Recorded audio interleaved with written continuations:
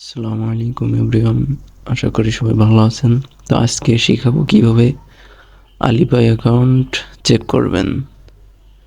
আপনার যেভাবে চেক করলে আপনি বুঝবেন যে আপনার অ্যাকাউন্টটা ঠিক আছে, তার জন্য সর্বপ্রথম আপনাকে অ্যাপের ডাটাটা ক্লিয়ার করে নিতে হবে। নাহলে মনে করেন সমস্যায় একটা অ্যাকাউন্ট চেক করবেন, অ্যাপের ডাটা ক্লিয়ার করে এবার দেখেন এরোপ্লেন মোড অন অফ করবেন।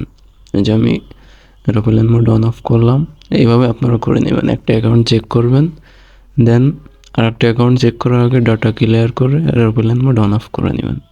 তো তারপরে সিম্পলি জিমেইলটা দিয়ে দিবেন। জিমেইলটা দিলাম, তারপরে এগ্রি। তারপরে এখানে আপনার যে পাসওয়ার্ড, সে পাসওয়ার্ডটা দিয়ে নেবেন। আমি আমার পাসওয়ার্ড দিয়ে নিচ্ছি।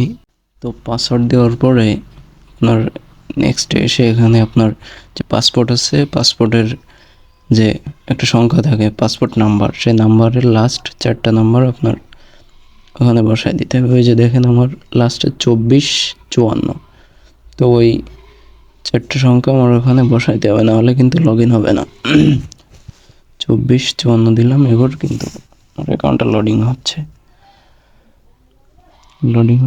এবার এখানে এসে যে কুরাস ওটা দিয়ে দেবেন। সরি আমার, তারপরে যে নিচে দেখতে পাচ্ছেন ওই যে মি লেখা, ওখানে যাওয়ার পরে এবার ওই যে উপরে দেখেন সেটিংয়ে যাবেন। যাওয়ার পরে অ্যাকাউন্ট এবং সিকিউরিটি, ওখানে আসবেন, একটু লোডিং হবে।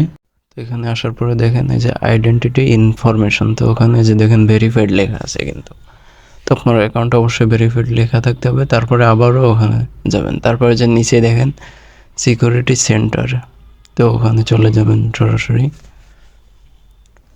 লোডিং হচ্ছে একটু। তারপরে যে দেখেন রেস্ট্রিকশন, ওর ভিতরে যাবেন। রেস্ট্রিকশনে আসার পরে এই যে দেখেন no current account security issue, মানে আপনার অ্যাকাউন্টে কোনো সমস্যা নেই, অ্যাকাউন্টে ঠিক আছে। তো যদি এমন থাকে তো আমাকে সরাসরি দিয়ে দিবেন এবং বলে দিবেন যে ভাই চেক করে দিয়েছি। তো তারপরে আপনার অ্যাকাউন্টটা সরাসরি লগ আউট করে দিবেন, দিয়ে আবারও আগের মতো আপনার ডাটা ক্লিয়ার করবেন, এরোপ্লেন মোড অন অফ করবেন। আর একটা জরুরি বিষয়, সেটা হলো ওয়াইফাই ইউজ করা যাবে না, আপনাকে অবশ্যই মোবাইল ফোনে ডাটা ইউজ করতে হবে। ওয়াইফাই ইউজ করলে কিন্তু এরোপ্লেন মোড অন অফ করে কোনো লাভ নেই। আর ওয়াইফাই ইউজ করলে আপনার বারবার থেকে লগ ইন করলে, আইপি থেকে লগ ইন করলে আপনার অ্যাকাউন্টের সমস্যা হতে পারে। তো সবাই আশা করি বুঝছেন। সবাইকে ধন্যবাদ।